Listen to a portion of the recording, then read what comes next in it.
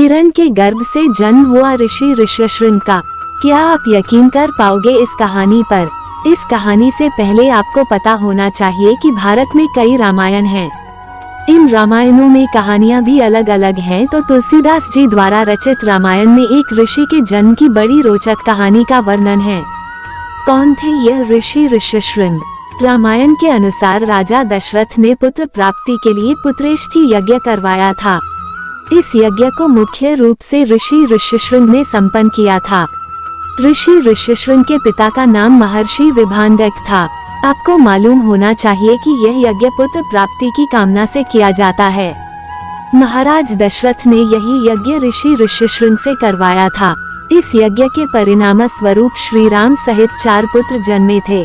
बड़ी रहस्यमय है ऋषि ऋष्यशृंग के जन्म की कथा। महात्मा काश्यप को रामायण के इतिहास में बहुत ही प्रतापी ऋषि बताया गया है।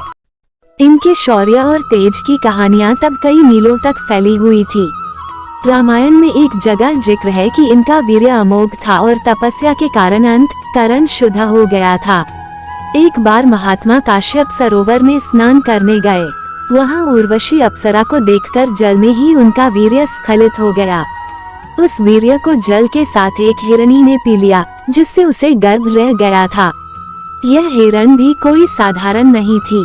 कहानी में आगे बताया गया है कि यह हिरणी एक देवकन्या थी। किसी कारण से ब्रह्मा जी ने इसे श्राप दिया था कि तू हिरण जाति में जन्म लेकर एक मुनि पुत्र को जन्म देगी, तब श्राप से मुक्त हो जाएगी। इसी श्राप के कारण महामुनि ऋषि ऋष्यशृंग उस मृगी के पुत्र हुए।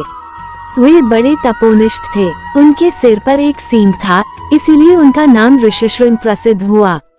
वाल्मीकि रामायण के अनुसार राजा दशरथ ने पुत्र प्राप्ति के लिए पुत्रेष्टि यज्ञ करवाया था।